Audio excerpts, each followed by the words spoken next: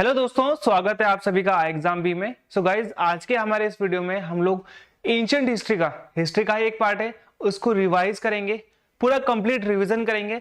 मैंने हर एक static point वहां पे लिखा हुआ है, एक फैक्ट पॉइंट लिखा हुआ है जिसके आंसर्स मैं आपको इस वीडियोस में दूंगा और एंड में आपको इसकी पीडीएफ भी मिल जाएगी। सो गाइज, सबसे इंपॉर्टेंट चीज यहाँ पे क्या है, आपने वीडियो को पूरा देखना है, ठीक है। यहाँ पे मैंने कुछ भी आंसर नहीं लिखे हैं, आंसर मैं आपको यहाँ पे आपके सामने लिख के दिखाऊंगा।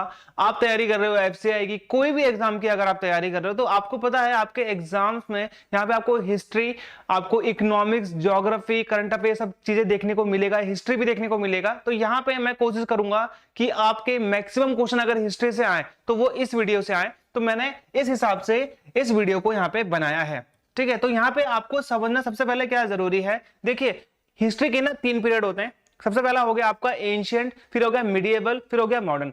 एंशिएंट हिस्ट्री में टाइम कब से स्टार्ट होता है, जब इंसान पहली बार धरती में आया था, 10 लाख बीसी, यानी कि बहुत पुराना टाइम।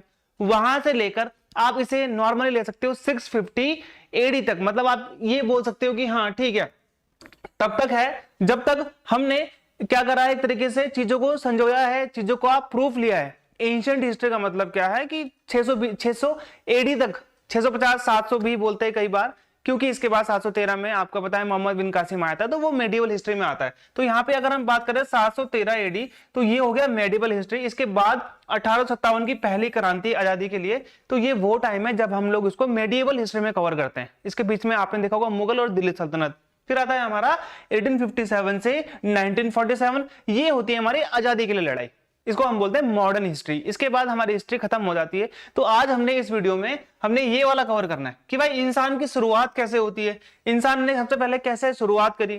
तो यहाँ पे मैं आपको बताता हूँ एंशिएंट हिस्ट्री हम लोग इसमें पूरा कवर करेंगे। और अगर आपको मॉडर्न हिस्ट्री, मेडिवल हिस्ट्री की वीडियो भी चाहिए तो कमेंट में बताना, जिसके सबसे ज्यादा कमेंट होंगे, ज्योग्राफी पढ़नी आप वही बताओ मुझे, तो मैं उन सभी को कवर करूंगा यहाँ पे। तो देखिए एंशिएंट हिस्ट्री में हम लोग क्या क्या पढ़ने वाले हैं। तो सबसे पहले आपका आएगा, देखिए पाषाण काल। पाषाण काल का मतलब होता है स्टोन एज, जब इंसान ने स्टोन को यूज करना स्टार्ट किया था अपने यूज के लिए, अपने पर्पस के लिए। तो सबसे पहले आता है आपका पैलियोलिथिक, फिर आता है आपका मेसोलिथिक, फिर आता है आपका नियोलिथिक, यानी कि पूरा पाषाण काल बहुत पुराना काल है वो, ठीक है, जब इंसान ने कुछ सीखा भी नहीं था, वो हो गया। फिर मेसोलिथिक यानी कि मध्य पाषाण काल, फिर हो गया आपका लास्ट में जो यहाँ पे आता है नियोलिथिक यानी कि नव पाषाण काल। यानी कि पाषाण का मतलब क्या होता है, पत्थर होता है, तो स्टोन एज। हालांकि जो आपका पैलियोलिथिक एरा है उसमें वो पूरा का पूरा ढका हुआ था, यहाँ पे पूरी जो पृथ्वी थी आइस से ढकी हुई थी, उसके बाद आइस मेल्ट होती है, यहाँ पे आप देखोगे मेसोलिथिक एरा में। तो यहाँ पे मैंने टाइम पीरियड लिख लिया है,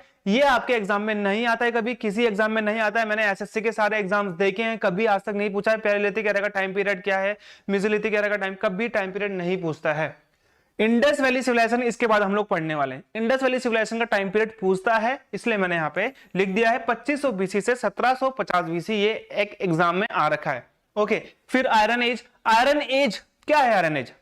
आयरन एज यहाँ पे पता है क्या है, आयरन एज को हम बोलते हैं वैदिक सिविलाइजेशन।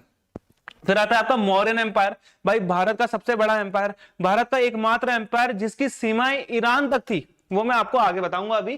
पोस्ट मौर्यन एरा यानी कि मौर्यंस के बाद कौन कौन आए। फिर आता है आपका गुप्तास किंगडम, भारत का स्वर्ण काल, भारत का क्लासिक एज जिसको हम बोलते हैं the golden era of India, that is Guptas era. फिर आता है आपका लास्ट में सदर्न एम्पायर, जैसे हम लोग बात करेंगे यहाँ पे राष्ट्रकूट की, यहाँ पे हम लोग बात करेंगे एक तरीके से चालुक्य की बात करेंगे, चोला की बात करेंगे। तो उनसे कौन कौन से क्वेश्चन आएंगे मैं आप लोग को यहाँ पे बता दूंगा। देखिए हमने कुछ इस प्रकार से पढ़ना है, यहाँ पे मैंने आप लिए स्टडीज चीजें लिख दी हैं, इसके बाद मैं यहाँ पे आपका आंसर लिखूंगा सारे के सारे जितनी भी हमारी पीपीटी आने वाली है। तो देखिए सबसे इंपॉर्टेंट हम लोग यहाँ पे बात करने वाले किस चीज की, यहाँ पे हम लोग बात करें पैलियोलिथिक एरा की। क्या है पैलियोलिथिक एरा? तो पैलियोलिथिक एरा में सबसे पहले आप याद रखना कि भारत में pre historic site, pre historic site क्या होती है, हिस्ट्री से भी वो अलग काल जब इंसान ने रहना स्टार्ट करा था। तो यहाँ पे सबसे पहले कर्नाटक में लिंगजुगुर, यहाँ पे डॉक्टर प्रिमरोज ने 1842 में इसको खोजा था। तो कभी ये क्वेश्चन आ सकता है, बहुत डीप क्वेश्चन है, हालांकि एंशिएंट हिस्ट्री से इतने क्वेश्चन नहीं बनते, ये आपको भी पता है, 1 या 2 क्वेश्चन बन जाएंगे, वो भी इंडस वैली सिविलाइजेशन बहुत इंपॉर्टेंट होता है उस चीज के लिए। तो देखिए हम लोग यहाँ पे बात करते हैं सबसे पहले पैलियोलिथिक एरा की। इसका टाइम पीरियड ये है, ये कभी किसी एग्जाम में नहीं आता है लेकिन आपको पता होना चाहिए। पैलियोलिथिक एरा यानी कि पूरा पाषाण काल, इस काल में सबसे इंपॉर्टेंट चीजें क्या होती है, तो पहला अर्ली मैन कौन था, पहला अर्ली मैंने आपको बताता हूं, इंसान का सबसे पहला आदि मानव कौन था? वो था निग्रो ट्राइब का, और वो कहां पे पैदा हुआ था? सबसे पहले अफ्रीका में। आप इसे अफ्रीका कॉन्टिनेंट भी कह सकते हो। उसका मेन ऑक्यूपेशन क्या था? अभी आप देखोगे पैलेलिथिक, मेसोलिथिक, नियोलिथिक, इन तीनों एरा में उसका मेन ऑक्यूपेशन क्या क्या होगा? Hunting and gathering. ये आपने यहां पे ध्यान देना है। अभी तक उसका काम क्या है कि भाई मारना, ठीक है। गैदरिंग यानी कि फूड इकट्ठा करना, कैसे भी? पेड़ की छाल खाना, पेड़ के पत्ते खाना, अभी तक इन्होंने ये स्टार्ट करा है। तो ये सब करना है अभी इनका मेन काम। लर्निंग, इनकी क्या लर्निंग थी? अभी आपने देखा होगा सबसे इंपॉर्टेंट चीज आपकी क्या आ जाएगी यहाँ पे? तो यहाँ पे सबसे इंपॉर्टेंट लर्निंग आपने क्या देखी? देखिए ये जो है ना, ये है जानवर की खाल जो इसने पहनी है। तो यहाँ पे इन्होंने क्या करा है? एनिमल स्किन को क्या करा है? रैप करना स्टार्ट करा है अपनी बॉडी में, ठीक है। तो ये इन्होंने लर्न करा। टाइप ऑफ हाउस, अभी ये किस प्रकार के हाउस में रहते हैं? तो यहाँ पे ये रहते हैं केव्स में और शेल्टर्स में, ठीक है। अभी इन्होंने लकड़ी का, पत्थर का इस्तेमाल करना स्टार्ट नहीं करा है। और इनको अभी यहाँ पे क्या क्या नहीं पता? इनको बहुत चीजें नहीं पता। अभी इनको एग्रीकल्चर नहीं पता है, ठीक है। अभी बहुत सारी चीजें इनको जो नहीं पता, अभी इनको बोट मेकिंग नहीं पता, अभी इनको खाना पकाना नहीं पता। तो यहाँ पे मेन लिख देते हैं हम लोग, अभी इनको यहाँ पे एग्रीकल्चर के बारे में पता नहीं है। टूल्स कौन से इस्तेमाल करते हैं? देखिए ये है कुछ इस प्रकार के टूल्स जिसे हम बोलते हैं हैंड एक्सेस, यानी कि जिसे पत्थर से बनाया है, ठीक है। हाथ के पत्थर, हाथ से बनाए हुए औजार जो होते हैं। इवोल्यूशन, क्या हुआ इवोल्यूशन? इस काल में, इस एरा में इंसान का जो मॉडर्न होमोसेपियन है, इसका शेप आया। यानी कि इंसान पहले इस प्रकार का दिखता था, वो इस काल में ऐसा अब पूरा का पूरा चेंज हो गया था। तो ये वो वाला टाइम है। ऐसे ऐसे क्वेश्चन आपके पास आ सकते हैं, ठीक है। अगला है मेसोलिथिक एरा। इस मेसोलिथिक एरा में आप चीजें देख रहे हो, सेम यही आपको आंसर में यहाँ पे देखने को मिलेगा। मेसोलिथिक एरा का टाइम पीरियड यहाँ पे बता दिया है आपको। आप देख रहे हो 10,000 बीसी से 8,000 बीसी का टाइम पीरियड, जो कि बहुत पीछे का है। इससे पहला वाला जो एरा था वो था आइस एज, यानी कि जो बर्फ से ढकी हुई थी पूरी पृथ्वी। अब यहां पे जो एज आती है वो आती है आइस मेल्टिंग एज, यानी कि यहां पे अब आइस क्या हो रही है? मेल्ट हो रही है धीरे धीरे। तो अभी भी इनका मेन ऑक्यूपेशन क्या है यहाँ पे? तो मेन ऑक्यूपेशन यहाँ पे है अभी भी हंटिंग एंड गैदरिंग, ठीक है। अभी भी पशुओं को मारना, ठीक है, उनको खाना। लर्निंग, इन्होंने अभी लर्न, सबसे पहले यहाँ पे लर्न क्या किया है? तो सबसे इंपॉर्टेंट चीज क्या है? यहाँ पे आप देख रहे हो, ये हो गया यहाँ पे इनका फिश। तो यहाँ पे इन्होंने फिश को हंट करना अब स्टार्ट कर दिया। अब इन्होंने देखा कि भाई मछली मार के हम लोग खा सकते हैं, तो ये एग्जाम में आता है। टाइप ऑफ हाउस, अब इनके जो हाउस हैं वो रॉक शेल्टर बना दिए इन्होंने, पत्थर के हाउस बनाने स्टार्ट कर दिए हैं। इनको किसके बारे में अभी पता नहीं है? तो अभी भी इनको मेटल्स के बारे में पता नहीं है, अभी भी इनको एग्रीकल्चर के बारे में नहीं पता है, अभी भी ये लोग सिर्फ मार के ही खा रहे हैं। टूल्स, अब इनके पास क्या है? अब इनके जो टूल्स, पहले की तरह जो उनके टूल्स है हैंड टूल्स, अब उनको ये पॉलिश करने लगे। पॉलिश का मतलब है उनको चमका के रखने लगे। तो यहां पे आया अब इनका पॉलिश्ड टूल, ठीक है। इन्वेंशन क्या होता है? देखिए अब यहां पे सबसे इंपॉर्टेंट है फायर, यानी कि आप ध्यान रख सकते हो कि आग का निर्माण, आग की जो इन्वेंशन थी सबसे पहले वो इसी युग में पत्थर को टकराया आपस में, तो यहाँ पे चिंगारी निकली, तो उन्होंने बोला यार ये तो आगे आग का यूज इन्होंने फिर आगे जाकर करना स्टार्ट किया। अब इवोल्यूशन क्या होता है? इवोल्यूशन, धीरे धीरे आइस मेल्ट हुई, इन्होंने देखा कि भाई कई जगह ग्राउंड है, कई जगह पानी है, कई जगह नदी है, कई जगह जंगल है। तो इन्होंने देखा कि अब हमको एक जगह से दूसरी जगह जाना है। पहले ये लोग सिर्फ अपने आसपास के एरियाज में ही घूमते थे, अब ये लोग क्या करने लगे? Human move to another place, human move to another places. तो अब इन्होंने दूसरी जगह को देखना स्टार्ट किया। तीसरा आता है यहाँ पे आपका न्यूलिथिक। न्यूलिथिक का मतलब होता है नव पाषाण काल, न्यू एरा। न्यू एरा में अब आप देख रहे हो चीजें, बहुत चीजें बदल चुकी हैं। न्यूलिथिक एरा अब कौन सा है? ये एज है आपका स्टोन एज।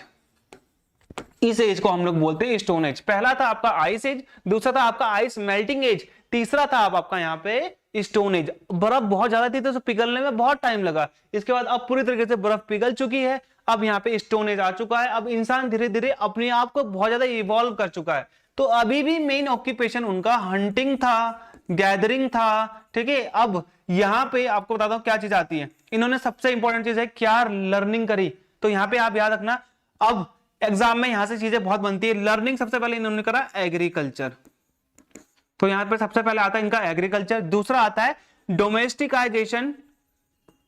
डोमेस्टिकाइजेशन of animal. अभी मैं आपको बताऊंगा कि सबसे पहला एनिमल कौन सा था। तीसरा इन्होंने क्या करा यहाँ पे, अब यहाँ एग्रीकल्चर में भी मैं आपको बता दूंगा कि इन्होंने कौन सी फसल को उगाया था।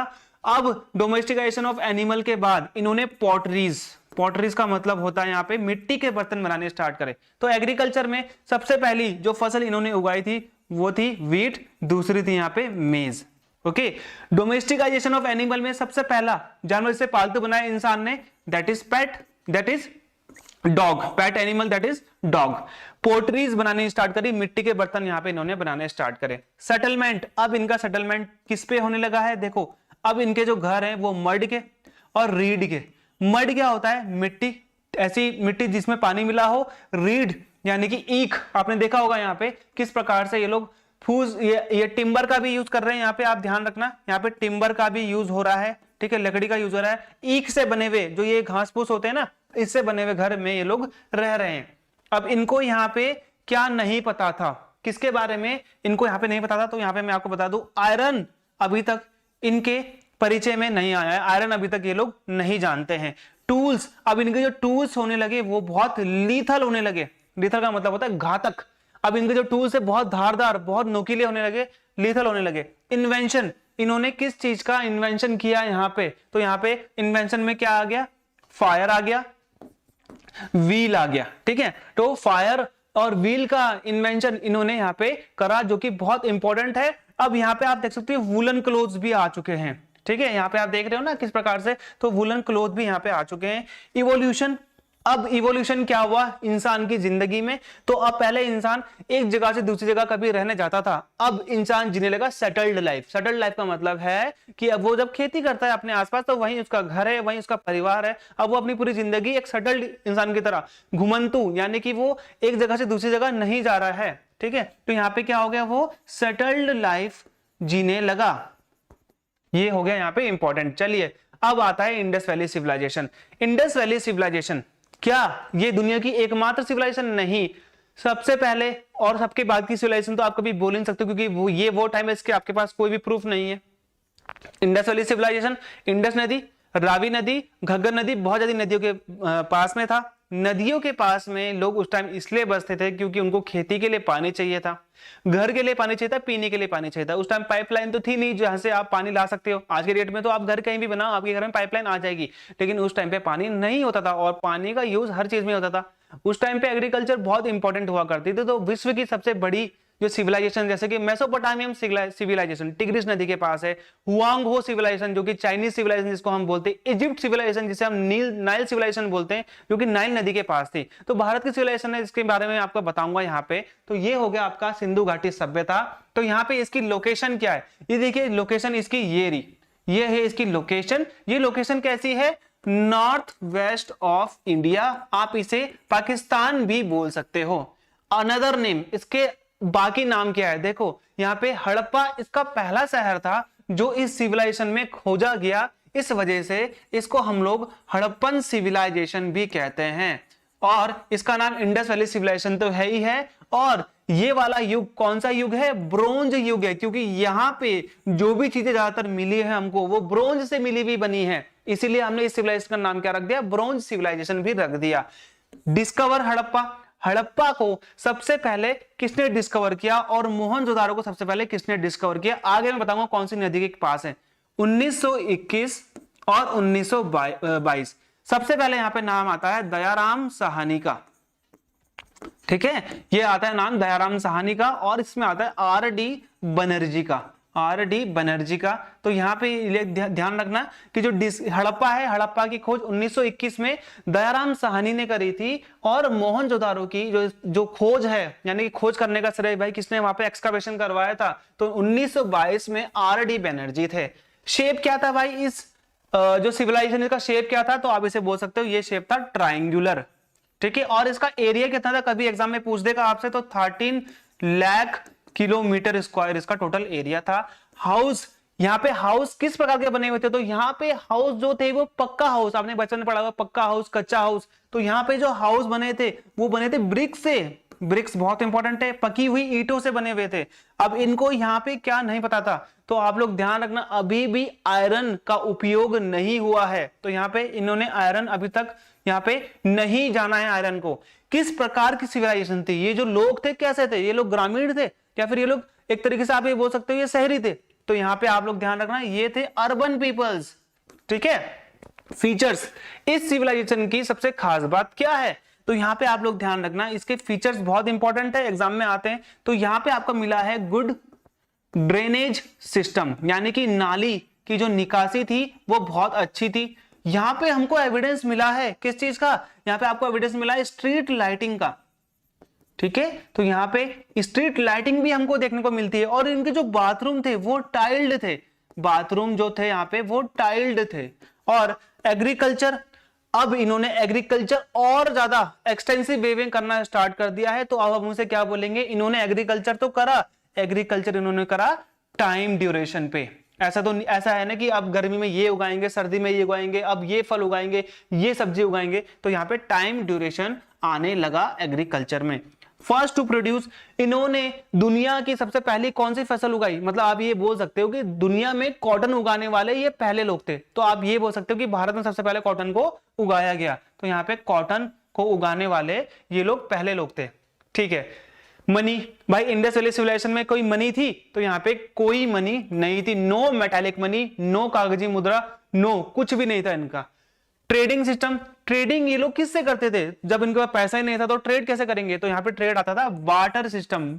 बार्टर सिस्टम में क्या होता है, बार्टर सिस्टम में होता है कि भाई आप 10 किलो अगर मुझे वीट देते हो तो मैं आपको 10 किलो राइस दे दूंगा, यानी कि आपका जो सामान है वो लेन देन आपस में बराबर होता है। या फिर आप ये बोल सकते हो कि उसके बदले मुझे ये दे दे। ट्रांसपोर्ट किससे कैरी करते थे, तो यहाँ पे बुलक कार्ट आप बोल सकते हो। ठीक है, यानी कि बैलगाड़ी से आप बोल सकते हो। हड़प्पन कल्चर किस से बिलोंग करता है, किस कल्चर से, दैट इज ब्रोंज एज। तो यहाँ पे मैंने आपको पहले भी बताया, इसीलिए इसको हम लोग क्या बोलते हैं, ब्रोंज सिविलाइजेशन भी कहते हैं। गेम्स, भाई कौन से गेम्स खेलते थे, तो ये लोग गैम्बलिंग यानी कि जुआ खेलते थे, ये आप लोग ध्यान रखना। यहाँ पे वो लोग डाइस गेम खेलते थे, यानी कि पासे वाला गेम खेलते थे। स्क्रिप्ट क्या थी, ये लोग भाई कैसे लिखते थे, तो यहाँ पे जो इनकी स्क्रिप्ट थी वो थी पिक्टोग्राफिक। पिक्टोग्राफिक क्या होती है, चित्रात्मक, यानी कि चित्र बना के ये लोग बताते थे। रीजंस, भाई इस सिविलाइजेशन के खत्म होने के रीजंस क्या क्या हैं, तो यहाँ पे आप लोग ध्यान देना कि भाई रीजन 3 थे। यहाँ पे एक तो आर्यंस, आर्यंस कौन थे, मध्य एशिया सेंट्रल एशियन के लोग, उन्होंने यहाँ पे इनको इन्वेड किया। दूसरा यहाँ पे बोला है कि भाई अर्थक्वेक भी आ सकता है। तीसरा यहाँ पे इन्होंने फ्लड बोला है, जो कि आपको मोहनजोदारो मूवी में भी देखने को मिलता है। तो यहाँ पे 3 रीजन है जो कि इसके डिक्लाइन के रीजन है। अब देखिए मैं आपको एक एक्स्ट्रा फैक्ट बता देता हूं कि भाई कभी अगर आपसे इंडस वैली सिविलाइजेशन के 4 एंड्स के बारे में पूछ लिया, नॉर्थ, वेस्ट, ईस्ट और साउथ, जो यहाँ पे ईस्ट है, ईस्ट में आप लोग ध्यान रखना आलमगीरपुर ये है इनका सबसे ईस्टर्न पॉइंट। वेस्टर्न पॉइंट हो गया यहाँ पे सुतका गेंडोर, ठीक है। और यहाँ पे सबसे ऊपर जो आता है इनका नॉर्दर्न पॉइंट, दैट इज मांडा, ठीक है। और लास्ट में जो यहाँ पे सबसे जो एंड पॉइंट है इसे हम बोलते हैं दैमाबाद। ओके, तो यहाँ पे ध्यान रखना आप लोग, दैमाबाद, आलमगीरपुर, मांडा और सुतका गेंडोर, ये इसके एक्सट्रीम पॉइंट से ईस्ट, वेस्ट, नॉर्थ और साउथ के। अब बात करते हैं हड़प्पा की। तो पहला क्वेश्चन मैं आपको बता देता हूं, कभी आपसे पूछे कि भाई इंडस वैली सिविलाइजेशन में सबसे पहला शहर कौन सा खोजा गया था, तो वो हड़प्पा खोजा गया था 1921 में। हालांकि इससे पहले भी आप देखोगे 1892 में कनिंगम यहाँ पे आए थे। कनिंगम जो कौन थे, वो सर्वेयर जनरल थे, भारत के आर्कियोलॉजिकल जनरल थे। उन्होंने भी यहाँ पे इसकी खुदाई करी, ठीक है, देखा, लेकिन उतने एक्सटेंसिव वे पे इसको नहीं लेके गए। तो यहाँ पे रिवर, तो भाई हड़प्पा रिवर, तो यहाँ पे हड़प्पा कौन सी नदी किनारे, ये दिख रहा है आपको, रावी नदी। तो यहाँ पे आप लोग लिख देना कि भाई ये जो नदी थी वो थी रावी। लोकेशन, आज की डेट में जो ये हड़प्पा है पाकिस्तान में है, जो कि है यहाँ पे मोंटगोमरी जिला। मोहनजोदारो आपने देखा होगा 1922 में, रिवर मोहनजोदारो, ये रहा आपका मोहनजोदारो, ये आ रही है इंडस रिवर, तो ये इंडस रिवर के किनारे था। लोकेशन, इसकी लोकेशन क्या है, तो यहाँ पे ये लोकेशन है इसकी लरकाना जिला पाकिस्तान का। अब यहां से मोहनजोदारो से आपको क्या मिला है, 2 चीजें एग्जाम में आती हैं। पहला तो आएगा आपका डांसिंग गर्ल, जिसको हमने दासी भी बोला है, डांसिंग गर्ल। और दूसरा यहां पे मिला है ग्रेट बाथ, ठीक है, ग्रेट बात। ओके, कालीबंगन, कालीबंगन राजस्थान में है। और ये जो कालीबंगन है ये इंपॉर्टेंट क्यों है, क्योंकि एग्जाम में आता है कालीबंगन के बारे में। कालीबंगन का मतलब है, बैंगन का मतलब होता है चूड़ियां, बैंगल्स, काली का मतलब होता है काली, तो काली चूड़ियों का शहर, दैट इज कालीबंगन। यहां से क्या मिला है, एग्जाम में आता है, एक तो मिला है यहाँ पे double storey building, double storey building. दूसरा यहाँ पे मिला है प्लग्ड फील्ड, यानी कि जो जुते हुए खेत होते हैं, प्लग्ड फील्ड, ठीक है। और यहाँ पे बैंगल मेकिंग, बैंगल मेकिंग एक फैक्ट्री भी आप इसे बोल सकते हो, तो बैंगल बनाने वाली फैक्ट्री भी यहाँ पे आपको मिली है, तो नाम ही उसे कालीबंगन है। लोथल, आप ये देख सकते हो यहाँ पे लोथल, ये रहा लोथल। तो कभी आपसे एग्जाम में पूछे कि इंडस वैली सिविलाइजेशन का एकमात्र पोर्ट सिटी कौन सा है, पोर्ट जहां पे पोर्ट था, दैट इज ये आपका लोथल हो गया। तो यहाँ पे क्या बोलोगे आप, पोर्ट सिटी, एकमात्र यहाँ पे जो इंडस वैली सिविलाइजेशन का पोर्ट था। ठीक है, ये सिविलाइजेशन खत्म हो गई भाई। अब आती है वैदिक सिविलाइजेशन। वैदिक सिविलाइजेशन तो ये बहुत इंपॉर्टेंट सिविलाइजेशन है, क्यों, इसी को हमने क्या बोला है, आयरन एज। अब यहां पे इनको पता चल गया कि भाई आयरन भी कुछ होता है, लौ अयस्क इन्होंने बोला, कृष्ण अयस्क उसको बोला, काले रंग का होता है कृष्ण अयस्क बोला। टाइम पीरियड क्या है इस वैदिक सिविलाइजेशन का, तो आप इसे सिंपली इतना बोल सकते हो कि भाई 1500 से 600 एडी के आसपास, 600 बीसी के आसपास आप इसे मान सकते हो वैदिक सिविलाइजेशन। ये वैदिक सिविलाइजेशन इसलिए है क्योंकि चारों वेदों का निर्माण इसी वेद में हुआ था। चार वेदास जो हैं, पूरी आपको पता है वेदास बहुत से लोग पढ़ते हैं, तो चार वेदा आपको मिल जाएगा, ऋग्वेद आपको मिल जाएगा, सामवेद, यजुर्वेद, अथर्ववेद, तो ये चारों वेदा इसी टाइम पीरियड पे लिखे गए थे। तो यहाँ पे टाइम पीरियड मैंने आपको इसका बता दिया, एग्जाम में कई बार आता है, एग्जाम में कई बार यहाँ पे 500 बीसी भी लिखा हुआ मिल जाएगा आपको। तो देखिए सबसे इंपॉर्टेंट चीज क्या हुआ, जो आर्यंस थे, आज आपको भारत में 70% लोग आर्यंस मिल जाएंगे, आर्यन रेस के मिल जाएंगे। तो ये आर्यंस कौन थे, ये आर्यंस वो लोग थे जो कि सेंट्रल एशिया से भारत आए थे, किसकी तलाश में, ये आए थे घास के मैदान की तलाश में। ठीक है, तो यहाँ पे आए, इनके पास बहुत सारे क्या थे, बकरियां थी, इनके पास बहुत सारे कैटल्स थे, तो उनके लिए घास के मैदान होने बहुत जरूरी हैं। तो ये यहाँ पर घास के मैदान की खोज में आए थे, और जब ये यहाँ पे रहने लगे तो इसका नाम इन्होंने अलग से, मैं आपको बताता हूँ क्या बोल दिया। तो यहाँ पे इस्टेब्लिश बाय, ये हो गए यहाँ पे आर्यंस, आर्यंस ने इसे बसाया था। ये किस टाइप की सेटलमेंट थी, तो यहाँ पे आपने ध्यान देना है कि ये जो सेटलमेंट थी ये थी रूरल। आपको पता है Indus valley civilisation urban civilisation थी, लेकिन ये थी ग्रामीण सिविलाइजेशन, ग्रामीण सभ्यता, रूरल सिविलाइजेशन। सेटलमेंट का नेम क्या था, तो इस सेटलमेंट का इन्होंने क्या नाम रखा, सप्त सिंधु। सिंधु का नाम क्यों रखा, क्योंकि इंडस वैली है, इंडस वैली पार कर कर ही ये लोग भारत में आए थे, और इन्होंने देखा कि ये तो जो एरिया है वो 7 नदियों से घिरा हुआ है, तो इन्होंने बोला सप्त सिंधु, यानी कि 7 सिंधु। मेटल नोन, तो यहाँ पे इनको सबसे पहले यहाँ पे आयरन दिखा, आयरन का यूज अब तक ये करने लग चुके हैं। सिविलाइजेशन का टाइप क्या है यहाँ पे, तो ये रूरल हो गया, तो ये तो यहाँ पे मैं आपको बता चुका हूं। तो यहाँ पे सबसे इंपॉर्टेंट चीज कि आपको यहाँ पे टाइप में एक और चीज लिख लेनी है, that is semi nomadic peoples. तो ये जो लोग थे आर्यंस, ये किस टाइप के लोग थे, तो सेमी नोमैडिक पीपल्स, अर्ध घुमंतु पीपल। अर्ध घुमंतु का मतलब जो काफी लंबे समय के लिए एक जगह रहते हैं, लेकिन एक जगह परमानेंटली नहीं टिकते हैं। ओके, तो जो पार्ट है आपको यहाँ पे देख रहा होगा, जो वैदिक सिविलाइजेशन है, ये जो वैदिक सिविलाइजेशन है इसके 2 पार्ट हैं।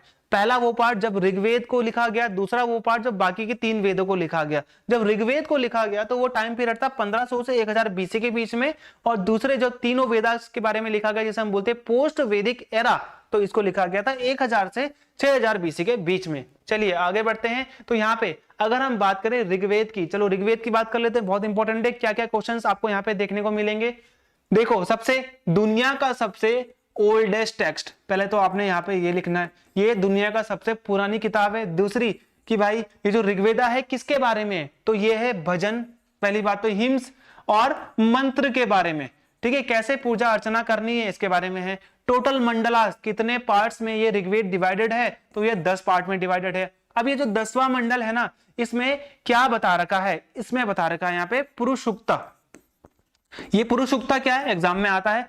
पुरुषुक्ता का मतलब है समाज को यहाँ पर कर्म के आधार पर, जो उनका वर्क है उसके बेसिस पे 4 पार्ट्स में डिवाइड करा गया था। सबसे पहले यहाँ पे ब्राह्मण जो कि पूजा वूजा करता है, दूसरा है यहाँ पे क्षत्रिय जो कि सेना में होता है, तीसरा यहाँ पे आपको मिल जाएगा क्या, वैश्य। वैश्य का मतलब वो होता है जो शिल्पकार, क्राफ्टमैन। ठीक है, जो कि लोहार सुनार जो भी होता है। और लास्ट में शूद्र, शूद्र का मतलब होता है वो व्यक्ति जिसके पास अपनी खुद की भूमि नहीं होती, जो कि उसके पास अपना धन नहीं होता, तो शूद्र हो गया। अब ये जो पुरुष सूक्ता है इसके बारे में कौन से मंडल में बताया गया है, तो 10 मंडल में बताया गया है। अब इन्होंने इसमें यह भी बताया था कि इनका जन्म ब्रह्मा जी के कौन से पार्ट से हुआ है, तो ब्राह्मण का जन्म ब्रह्मा जी के मुख से हुआ है, क्षत्रिय का भुजाओं से हुआ है यानी कि शक्ति से हुआ है, वैश्य का थाई से हुआ है और शूद्र का पैरों से हुआ है। ओके, थर्ड मंडल जो ऋग्वेद का तीसरा मंडल है, इसमें आपको मिलेगा गायत्री मंत्र, ओम भूभुवः स्वः तत्सवितुर्वरेण्यम। तो ये आपने सुना होगा, तत्सवितुर्वरेण्यम, ये जो हमारा गायत्री मंत्र है ये किसको डेडिकेटेड है? बहुत से लोग यहाँ पे बोलते हैं कि भाई ये डेडिकेटेड है सरस्वती के लिए, तो यहाँ पे मैं आपको बता देता हूं ये देवी सावित्री के लिए डेडिकेटेड है। देवी सावित्री रिलेटेड है सूर्य से, तो एग्जाम में कई बार आता है कि भाई ये किस चीज से रिलेटेड है, तो यहाँ पे आप लोग ध्यान देना, Gayatri mantra is related to Devi Savitri. Okay, important battle, इस टाइम पे एक बैटल, बहुत महान बैटल हुई थी, बहुत ग्रेट बैटल हुई थी, जिसे हम बोलते हैं 10 राज्ञ का युद्ध, 10 राज्ञ बैटल। ये 10 राज्ञ बैटल किसके बीच में हुई थी? ये हुई थी राजा सुदास और 10 राजाओं के मध्य, उनके बीच में हुई थी और राजा सुदास इसमें जीत गया था। क्वेश्चन यहाँ पे ये आएगा कि भाई ये किस लिए हुआ था, तो ये यहाँ पे जो बैटल हुआ था वो हुआ था कैटल्स के लिए। उस टाइम पे गायें बहुत ही एक इंपॉर्टेंट चीज हुआ करती थी। अब हिमालय को ऋग्वेद में क्या बोला गया है, एग्जाम में आएगा, तो यहाँ पे आएगा मुचकुंद, मुचकुंद। ओके, हमने ऋग्वेद से कौन से वर्ड्स को लिया है, तो यहाँ पे आप लोग ध्यान देना, हमने यहाँ पे वर्ड लिया है अस्तो मा सदगमया, तमसो मा ज्योतिगमया। ठीक है, तो अस्तो मा सदगमया हमने कहां से लिया है? ऋग्वेद से लिया है। ऋग्वेद में सबसे पवित्र रिवर कौन सी थी, तो यहाँ पे आप ध्यान देना, दैट इज सरस्वती। और यहाँ पे ऋग्वेद में, ऋग्वेद की जो किताब है इसमें गंगा, इसमें यमुना, इसमें सिंधु का नाम भी आपको देखने को मिलता है। चलिए आगे चलते हैं। पोस्ट वैदिक एरा आ चुका है। पोस्ट वैदिक एरा में आपको यहाँ पे कौन कौन से मिल जाएंगे? सामवेद मिल जाएगा, यजुर्वेद मिल जाएगा, अथर्ववेद मिल जाएगा। इनसे रिलेटेड क्या क्या चीजें मैं आपको यहाँ पे बताता हूँ। देखिए, यह है पोस्ट वैदिक एरा यानी कि वैदिक काल के बाद का काल। सामवेदा, सामवेद किसके बारे में? तो यह है म्यूजिक के बारे में, संगीत के बारे में। जो आप मंत्र और भजन गाओगे, आप किस सुर और ताल में गाओगे, तो वो उसके बारे में बताया गया है। क्या मिला है फाइंडिंग्स, तो आपने हमारे संगीत के क्षेत्र में, तो ये भारतीय संगीत, भारतीय क्लासिक संगीत का ये बेस माना जाता है, बुनियाद मानी जाती है। भारत में आपने देखा होगा संगीत में 7 सुर होते हैं, सारे गामा पाधा निसा। तो यहाँ पे आप देखोगे तो ये जो सुर और ताल होते हैं वो यहां से मिले हैं। राग आपने सुना होगा तानसेन, ठीक है, दीप राग, मेघ राग, ये सारे राग तानसेन गाता था। लेकिन जो राग की उत्पत्ति हुई है, जो राग निकले हैं, वो निकले हैं सामवेद से। और दुनिया का सबसे पुराना राग कौन सा है, तो वो है ध्रुपद राग, ध्रुपद राग। ओके, और अगर हम बात करें यजुर्वेद की, तो यजुर्वेद सिंपल है। यजुर्वेद किसके बारे में है? यज्ञस। पुराने जमाने में जो राजा थे, महाराजा थे, वो यज्ञस करते थे। तो यहाँ पे ये किसके बारे में है? यज्ञ कैसे करें, बड़े बड़े जो यज्ञ होते हैं। अथर्ववेद, अब ये अथर्ववेद बहुत इंपॉर्टेंट चीज है, मैं आपको बताऊंगा ये किस चीज के लिए। अथर्ववेद की 2 चीजें हैं, 2 चीजों के बारे में अथर्ववेद बताया गया है। पहली चीज यहाँ पे मैं आपको बताता हूं, आयुर्वेद।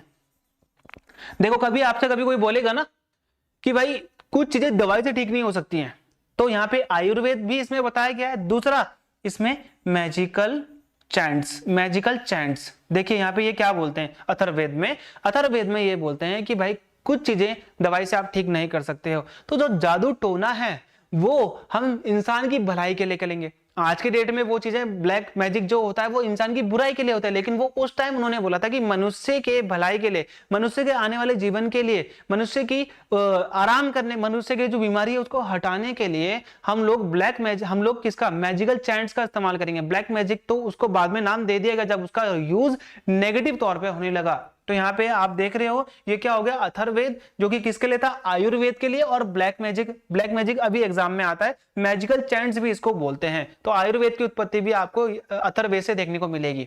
अब देखिए सबसे इंपॉर्टेंट चीज, जो हमारे वेदास थे वो चारों के चारों वेदास लिख दिए गए हैं। अब उन वेदास के बाद आता है यहाँ पे उपनिषद।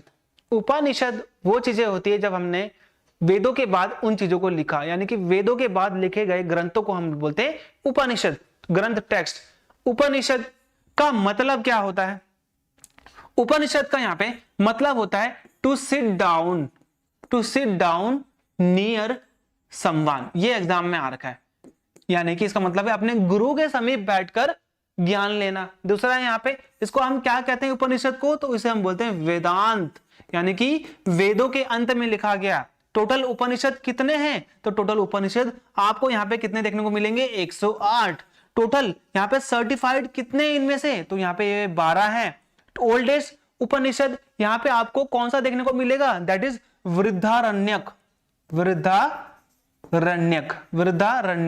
Okay, Brihadaranyaka. Words taken Mandukya Upanishad. हमने मांडुक्य उपनिषद से कौन सा वर्ड लिया है, तो आपको पता है भारत का नेशनल मोटो जिसे हम बोलते हैं सत्यमेव जयते। तो सत्यमेव, ट्रूथ अलोन ट्रियम्फ, ये हमने लिया है किससे, मांडुक्य उपनिषद से। ओके, तो ये हो गया हमारा उपनिषद के बारे में। चलिए बुद्धिज्म, इसके बाद बुद्धिज्म आता है। बुद्धिज्म से आपको एक क्वेश्चन देखने को मिल जाएगा, तो इसलिए मैंने बुद्धिज्म के सारी की सारी चीजें यहाँ पे लिख दी हैं। तो देखिए बुद्धिज्म, तो जो बुद्ध हैं उनके 3 पिलर्स, बुद्धिज्म किन 3 चीजों पे खड़ा हुआ है, तो बुद्धिज्म खड़ा हुआ है यहाँ पे बुद्ध, 3 चीजें हैं, ठीक है। पहला, दूसरा आ गया यहाँ पे धम्म, धर्म नहीं है धम्मा है, ठीक है। तीसरा यहाँ पे आ गया संघ, ठीक है। तो यहाँ पे आप ध्यान देना, बुद्ध का मतलब होता है द बुद्धा, जिन्होंने इसकी स्थापना करी, जिन्होंने इसको स्टैब्लिश किया। दूसरा होता है धम्म, धम्म का मतलब होता है बुद्ध के द्वारा कराई गई टीचिंग्स। उन्होंने क्या टीचिंग्स दी है, उन्होंने बताया कि संसार एक दुख, जो दुख है उसकी उन्होंने व्याख्या करी है, उसको उन्होंने डिस्क्राइब कराया, ठीक है। संसार दुखों से भरा हुआ है, सारे दुखों की जो मेन रीजन है वो इच्छाएं हैं। तो 4 ग्रेट ट्रूथ उन्होंने जो दिए थे वो धम्म में दिए थे। संघ, संघ का मतलब होता है उनके फॉलोवर, हिज फॉलोवर। तो उनके फॉलोवर को ना आप 2 पार्ट्स में डिवाइड कर सकते हो। ये हो गया आपका मॉन्क, एक हो गया उपासक। इसको मॉन्क को आप भिक्षुक कह लेना, भिक्षुक और उपासक। भिक्षुक वो होते हैं जो मठ में रहते हैं, जो आजीवन शादी नहीं करते, सामाजिक जीवन नहीं जीते, बौद्ध धर्म की पूजा अर्चना करते हैं, वो होते हैं भिक्षुक। उपासक वो होते हैं जो सामाजिक जीवन जीकर बौद्ध धर्म को आगे बढ़ावा देते हैं। ओके, तो ये 3 चीजों पर बुद्धिज्म क्या है, टिका हुआ है। गौतम बुद्ध का लाइफ पीरियड, जिंदगी उनकी कब से कब तक थी, तो 563 बीसी से 483 बीसी तक आपने देखा होगा 80 साल का जीवन इनका रहता है। इनके नाम क्या क्या थे, तो यहाँ पे इनके नाम आपको एग्जाम में पूछे जाएंगे। तो यहाँ पे इनके नाम क्या था, सबसे पहला नाम मैं आपको बताता हूँ। इनका जो इंपॉर्टेंट सबसे जो ओरिजिनल नेम था वो था सिद्धार्थ, ठीक है। फिर इनको बाद में क्या बोला जाने लगा, इनको बोला जाने लगा शाक्य मुनि। शाक्य मुनि क्यों बोलते हैं, क्योंकि इनका जो क्लैन था वो शाक्य था। तीसरी चीज, इनको क्या बोलने लगे, इनको बोलने लगे यहाँ पे तथागत, तथागत जिसने सत्य पा लिया हो। और इनको बोले जाने लगा लास्ट में लाइट ऑफ एशिया, यानी कि एशिया का दीप भी बोलते हैं, ठीक है। बॉर्न, तो कहां पे इनका जन्म होता है, तो 563 बीसी में इनका जन्म होता है कपिलावस्तु में, और जो कि कपिलावस्तु कहां पर है, यह है लुम्बिनी में। और लुम्बिनी कहां है, यह है नेपाल में। ओके, फादर, इनके पिता का नेम क्या था, तो यह था सुधोधना। ये सुधोधना था, ये जो शाक्य क्लैन है उसका हेड था, एक तरीके से राजा भी आप कह सकते हो। मदर नेम, इनकी मदर जो थी, इनकी मृत्यु 7 दिन बाद हो गई थी इनके जन्म के, तो इनकी मदर का नेम जो था वो था महामाया। और इनके बाद जिन्होंने इनको पाला वो थी प्रजापति गौतमी। अब ये प्रजापति गौतमी थी ना, ये इनकी फर्स्ट वुमेन डिस्पाइल भी बनती है, पहली महिला शिष्य भी बनती है। इनकी वाइफ का नाम क्या था, तो ये था यशोधरा। इनको गोपा और बिंबा भी बोला है बुद्धिस्ट टेक्स्ट में। इनके सन का नेम क्या था, दैट इज राहुल और राहुला आप बोल सकते हो। 4 चीजें जिन्होंने इनके जीवन को बदल दिया, वो 4 चीजें कौन सी थी। सबसे पहले इन्होंने यहाँ पे क्या देखा, एक देखा ओल्ड मैन, भाई एक वृद्ध व्यक्ति। दूसरा इन्होंने देखा यहाँ पे सिक मैन, एक बीमार व्यक्ति। तीसरा यहाँ पे इन्होंने देखा एक डेड बॉडी। फिर चौथा इन्होंने देखा एक एसेटिक, ठीक है। तो यहाँ पे इन्होंने इन 4 चीजों को देख के बोला ओल्ड मैन, यानी कि इंसान कभी ना कभी बूढ़ा होगा, सदैव जवान नहीं रह सकता। दूसरी चीज यहाँ पे आप देख रहे हो कि वो उसने एक सिक मैन, यानी कि इंसान को कभी ना कभी कोई ना कोई बीमारी होगी। फिर देखता है यहाँ पे डेड, यानी कि इंसान की मृत्यु निश्चित है। फिर उन्होंने देखा एस्थेटिक, उन्होंने बोला कि ये जीवन सबसे अच्छा है, इसको कोई भी सामाजिक दुख, इसको दुख नहीं दे सकता है, इसको ना किसी चीज का लोभ है, कुछ इसको नहीं चाहिए। तो ये इन्होंने बोला कि अब मैं भी यही बनूंगा। तो एक्ट, इनके घर छोड़ने के 29 साल की उम्र में इन्होंने घर छोड़ा, और जब इन्होंने घर छोड़ा तो इस घर छोड़ने के एक्ट को हम लोग बुद्धिज्म में क्या बोलते हैं, तो हम बोलते हैं महाभिनिष्क्राणम, महाभिनिष्क्राणम बोलते हैं। और जिस चैरियोटर को, रथ चालक को, जो रथ चलाता है, उसको ये अपने साथ लेके गए थे घर छोड़ते वक्त, तो उसका नाम था यहाँ पे चन्ना। और जो इनका फेवरेट हॉर्स था जिसे ये अपने साथ लेके गए थे, उसका नाम था कंथक। यह आता है एग्जाम में। चलिए, एक्ट ऑफ बुद्धा, बुद्धा ने क्या क्या चीजें करी हैं भाई, तो यहाँ पे आप ध्यान देना कि जब उन्होंने घर छोड़ा था तो उनकी एज जो थी वो 29 साल थी। ओके, इनका पहला जो उपदेश था, अभी इनको ज्ञान की प्राप्ति होगी, मैं आपको बताऊंगा कहां पे होगी। फर्स्ट सरमन इन्होंने दिया था सारनाथ में। अब इसका नाम कई बार सारंगनाथ भी आता है, सारंग का मतलब होता है हिरन, क्योंकि ये डियर पार्क था। यहाँ पे इन्होंने अपने सिर्फ 5, जो आपको बता सकता हूं मैं, सिर्फ यहाँ पे इन्होंने अपने 5 डिस्पाइल्स को ही ये उपदेश दिया था। इनकी मृत्यु यहाँ पे कहां पे होती है, दैट इज कुशीनगर, मल्ला राजवंश, मल्ला डिस्ट्रिक्ट में था कुशीनगर, आप बोल सकते हो। कई जगह पे किताबों पे लिखा हुआ है कि इनकी मृत्यु पोर्क का मीट खाने से हुई थी। ओके, पहले इनके टीचर कौन थे जिनसे इन्होंने मेडिटेशन किया, जिनसे इन्होंने बाद में वेदास पढ़े, तो यहाँ पे आप ध्यान देना। पहले जो यहाँ पे इनके टीचर थे दैट इज अलारा कल्मा। फिर जो उनके दूसरे टीचर थे जिन्होंने इनको मेडिटेशन, जिन्होंने इनको वेदास पढ़ाए, दैट इज यहाँ पे उद्रक रामपुत्रा भी बोलते हैं, पुता भी बोलते हैं। एनलाइटमेंट, तो इनको ज्ञान की प्राप्ति यहाँ पे कहां होती है, तो ये होती है गया, जिसे हम बोलते हैं बोध गया में इनको ज्ञान की प्राप्ति होती है। कब होती है, 35 वर्ष की आयु में। 6 साल तक ये वंडरर की तरह घूमते रहते हैं। बुद्धिस्ट लिटरेचर, जिसे हम पिटक्स भी बोलते हैं, तो ये कितनी पिटक्स हैं, तो ये 3 पिटक्स हैं। इनका नाम क्या है, तो सबसे पहले आता है विनय पिटक, फिर सूत पिटक, फिर आता है अभिधम्म पिटक। अभिधम्म पिटक, ये 3 पिटक्स हैं जिनके बारे में बताया गया है कि भाई बुद्धिस्ट लिटरेचर में क्या क्या दिया गया है। टोटल यहाँ पे बुद्ध की काउंसिल्स भी होती है, बुद्ध की परिषद भी होती है कि भाई बुद्धिज्म जो होता है तो कैसे आगे बढ़ाना है, कौन कौन सी चीजें हैं, क्या क्या हमें करना चाहिए। तो टोटल यहाँ पे 4 काउंसिल्स होती हैं। आगे वाले वीडियो में मैं आपको यहाँ पे पूरा लिख के बताऊंगा कि भाई 4 काउंसिल्स कैसे कैसे यहाँ पे होती है। देखिए यहाँ पे सीरियल नंबर लिख लेते हैं 1, 2, 3 और 4। ठीक है, टाइम में सबसे पहले आप याद रखना, जब बुद्ध की मृत्यु हुई थी 483 बीसी, उसके 100 साल बाद ये हुआ था 383 बीसी। उसके आपने ये रखना 250 बीसी, क्योंकि इसका टाइम पीरियड बिल्कुल एग्जैक्ट नहीं है। फिर आता है लास्ट में 72 एडी। ओके, चेयरमैन में आपने यहाँ पे क्या लिखना है, तो यहाँ पे लिखना है MSMV और यहाँ पे लिखना है A। अब ये क्यों लिखना है मैं आपको बता दूंगा बाद में। किंग था यहाँ पे AKA के, और यहाँ पे जो लोकेशन थी वो थी RVP और K। अब यहाँ पे मैं आपको बताता हूं क्या क्या है। चेयरमैन कौन थे पहली काउंसिल के, तो ये थे महाकश्यप। ठीक है, तो दूसरी जो काउंसिल थी उसके कौन थे, सभाकामी। और तीसरे जो काउंसिल थी उसका था मोगलीपुत्र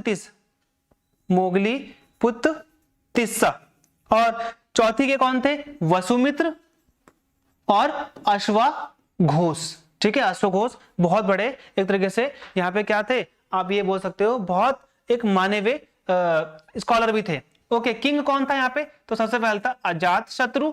इस टाइम पे किंग था अजातशत्रु। फिर था इसी के डायनेस्टी का कालाशोक। फिर आता है अशोक जो कि मौर्यन डायनेस्टी का था। लास्ट में आता है शक शासक कनिष्क। ठीक है, कुषाण शासक कनिष्क। ओके, लोकेशन कहां पे थी, तो पहला था आर से राजगीर, दूसरा था वैशाली, तीसरा था पाटलिपुत्र और लास्ट में था कुंडलवन। ये कुंडलवन कहां पर है, तो ये कश्मीर में है। ठीक है, तो ये मैंने आपको बता दिया है, आपको इसकी पीडीएफ में भी पूरा लिखा हुआ मिल जाएगा। ठीक है, अगले बात करते हैं हम लोग यहाँ पे जैनिज्म की। तो जैनिज्म के से भी क्या क्या क्वेश्चन बनेंगे, सारे के सारे क्वेश्चन मैंने यहाँ पे लिख दिए, इसके आंसर मैं यहाँ पे आपको लिख के बताऊंगा। देखिए फाउंडर कौन थे जैनिज्म के, तो यहाँ पे बता दूं मैं आपको, ऋषभ देव इसके फाउंडर थे। अभी जो ऋषभ देव थे ना, ये ऋषभ देव आपको बता दूं रियल फाउंडर नहीं थे। रियल फाउंडर हमने किसको बोला है, रियल फाउंडर हमने बोला है इसको महावीर को। टोटल तीर्थंकार कितने थे? तो 24 थे।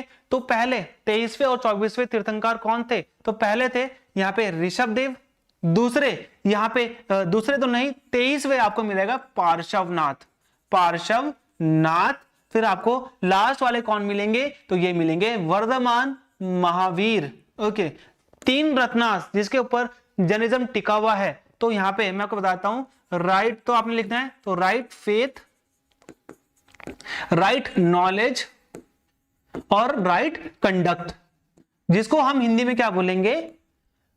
साम्यक दर्शन, साम्यक ज्ञान, साम्यक आचरण। ओके, ये एग्जाम में बोला है, कई बार पूछा हुआ भी है। महावीर का जन्म कहां पे होता है? तो यहां पे आप लोग याद रखना, दैट इज वैशाली। तो ये एग्जाम में कई बार वैशाली के बारे में आपको पूछा गया है, जो कि हम लोग यहाँ पे बोल सकते हैं, जो उनका ग्राम था जिस गांव में रहते थे, दैट इज कुंडल ग्राम। ओके, महावीर का क्लैन कौन सा था? ये पूछा है, जनात्रिका क्लैन, जनात्रिका क्लैन था। अदर नेम्स महावीरा के नेम जितेंद्र, जितेंद्र बोला है। दूसरा बोला है जिन, तीसरा बोला यहाँ पे अरिहंत। ओके, अरिहंत का मतलब होता है वर्दी। ओके, इनके पिता का नाम क्या था? जो बुद्ध का रियल नेम था वो इनके पिता का नाम था, तो यहाँ पे हो गया सिद्धार्थ। इनकी माता का नाम क्या था? तो यहाँ पे इनकी माता का नाम था त्रिशला। इनकी डॉटर का नाम क्या था? तो ये था प्रिया दर्शना।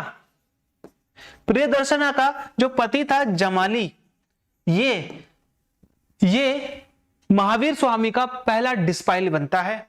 वाइफ, इनकी वाइफ का नाम भी सेम था जो कि बुद्ध की वाइफ का नाम था, दैट इज यशोधरा। इन्होंने क्यों एसेटिक जीवन स्टार्ट किया कि भाई मैं अब साधु संत बन के रहूंगा? तो ये इनके माता पिता की क्या हुई थी? पेरेंट्स की डेथ हो गई थी। ओके, पेरेंट्स की डेथ के वजह से। अब ये जो इनकी डेथ हुई थी वो कहां पे हुई थी? तो डेथ के लिए कई बार आपने देखा होगा यहाँ पे, तो ये बोलाता है पावापुरी। कुंडल ग्राम में जन्म हुआ था, पावापुरी में इनकी मृत्यु हुई थी। अब जैनिज्म में 2 सेक्ट्स हैं। जैनिज्म में आपको 2 भाग देखने को मिलेंगे, एक मिलेगा आपको श्वेतांबर और दूसरा आपको मिलेगा दिगंबर।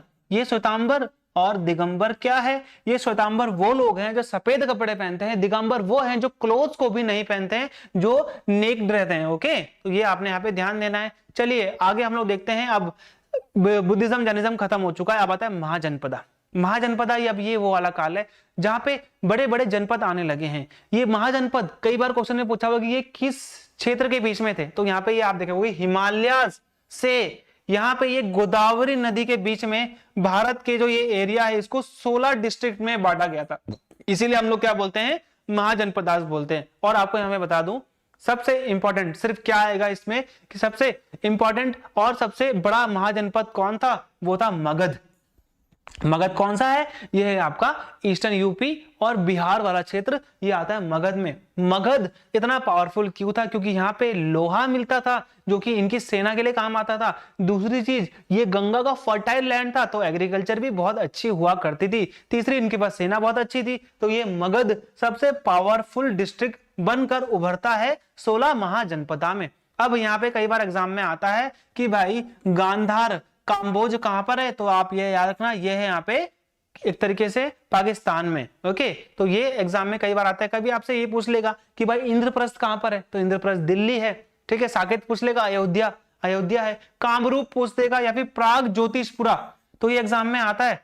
प्राग ज्योतिषपुरा, तो ये आपसे पूछ सकता है, ये आसाम का पुराना नाम है। कामरूप भी पुराना नाम है, तो एग्जाम में आता है। ओके, चलिए आगे बढ़ते हैं। अब ये वो डायनेस्टीज है जब इंसान अब आने लगा है, अब वो क्षेत्र जो भी एरियाज हैं उनको कवर करने लगा है। अब वो जो एरियाज हैं पूरे उनको क्या करता है? वो एक तरीके से यहाँ पर जीतता है, लड़ाई करता है, बैटल करता है। तो यहाँ पे सबसे पहला जो डायनेस्टी है जिसके बारे में हम लोग पढ़ते हैं एंशिएंट हिस्ट्री में, यानी कि जब हिस्ट्री की शुरुआत होती है तो वो आती है हर्यंक डायनेस्टी। इस हर्यंक डायनेस्टी का फाउंडर कौन था? तो आप लोग याद रखना, वो था बिंबिसार। बिंदुसार मत करना, बिंबिसारा।